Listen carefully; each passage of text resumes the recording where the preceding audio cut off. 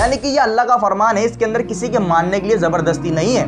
اگر زبردستی ہوگی تو امتحان کیسا رہے گا؟ یعنی کہ اگر آپ کا بچہ ایگزام دے رہا ہو، میں اس کا ٹیچر ہوں، میں زبردستی اس سے کوئی آنسر لکھوا دوں تو اس کا ایگزام کا مطلب نہیں رہ جائے گا۔ اگر میں نے زبردستی اس کو مار پیٹ کے ایگزام لکھوا دیا، آنسر لکھوا دیا، تو اس کا کوئی سینس نہیں رہ جائے گا اس کے امتحان دینے کا، ایگزام دینے کا، بلکہ اس بچے کو خود کی اپنی صلاحیت سے اپنے دماغ کو استعمال کرنے کے بعد اس ایگزام کو لکھے گا، تب معلوم ہوگا اس کے پاس کتنا دماغ ہے۔ تو اس دنیا میں ہمیں ہمارے دماغ یوز کرنے کے لیے بھیجا گیا۔ اللہ تعالیٰ نے عقل ایک انسان کو ایسی چیز دی جو کسی مخلوق کو نہیں دی، اور اسی لیے ہم اس عقل کو یوز کر کے اللہ کو پہچانتے ہیں۔ تبھی قرآن کے اندر بار بار ذکر کرا گیا ہے کہ عقل والو نصیحت حاصل کرو۔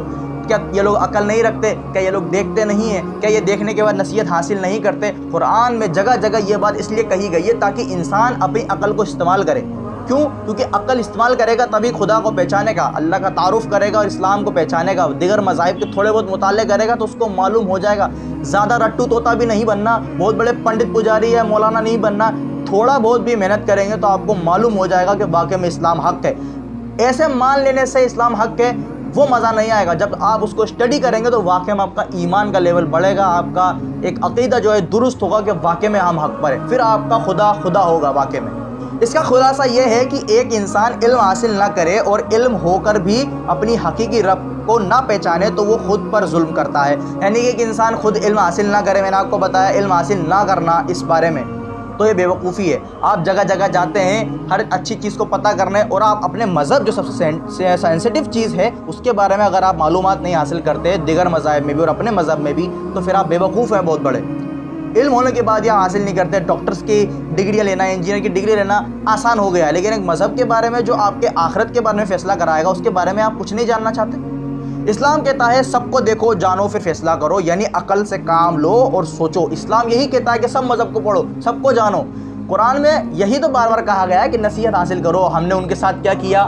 فلانے دور میں وہ لوگ تھے، ہم نے ان کی لوط کی قوم کے ساتھ کیا، ہم نے سمود کی قوم کے ساتھ کیا کیا، ہم نے عاد کی قوم کے ساتھ کیا، کیا تم نصیحت حاصل نہیں کرتے؟ ہم نے داؤد کو کس طرح جنوں کا سردار بنایا، ہم نے کس طرح، تو ساری چیزیں جو ہیں یہاں ایک بتائی جا رہی ہیں۔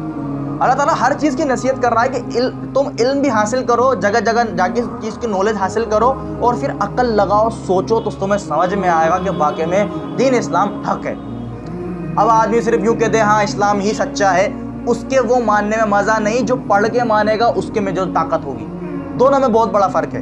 اب اس کے بارے میں سورہ اعراف کے آیت نمبر 179 ہے، جس میں اللہ تعالیٰ فرماتا ہے اور یہ حقیقت ہے کہ بہت سے جن اور انسان ایسے ہیں جن کو ہم نے جہنمی کے لیے پیدا کیا ہے، ان کے پاس دل ہے یعنی دماغ، مگر وہ ان سے سوچتے نہیں ہیں، ان کے پاس آنکھیں ہیں مگر وہ اس سے دیکھتے نہیں ہیں، ان کے پاس کان ہیں مگر اس سے وہ سنتے نہیں ہیں، وہ جانور کی طرح ہیں بلکہ اس سے بھی زیادہ گئے گزرے۔ یہ وہ لوگ ہیں جو غفلت میں کھوئے ہوئے ہیں۔ یعنی اللہ نے آپ کو عقل دی، آنکھیں دی، کان دیے سننے کے لیے، دیکھنے کے لیے، نصیحت کے لیے آنکھیں دی، اس کے بعد بھی اگر آپ عقل کا استعمال کر کے اللہ تک نہیں پہنچ پا رہے ہو پہچان کے، تو آپ جانور نہیں بلکہ جانوروں سے بھی گئے گزرے ہو، کیونکہ جانور بھی جانتا ہے خدا کون ہے، کیونکہ جانوروں کو اللہ تعالیٰ نے عقل نہیں دی، اس کے بعد بھی وہ جانتے ہیں، پیڑ پودے بھی اللہ کو جانتے ہیں، سب جانتے ہیں، لیکن ایک انسان جو اتنا عقل رکھتا ہے، کان اور آنکھ سے دیکھ کے نصیحت حاصل کرتا ہے، وہ اپنے رب کو نہیں پہچان رہا، تو اس سے بڑا کوئی ظالم نہیں ہے، اس سے بڑا کوئی ظلم کرنے والا نہیں ہے، بلکہ جانور سے بھی بدتر ہے، اللہ تعالیٰ فرماتا ہے۔ تو یہاں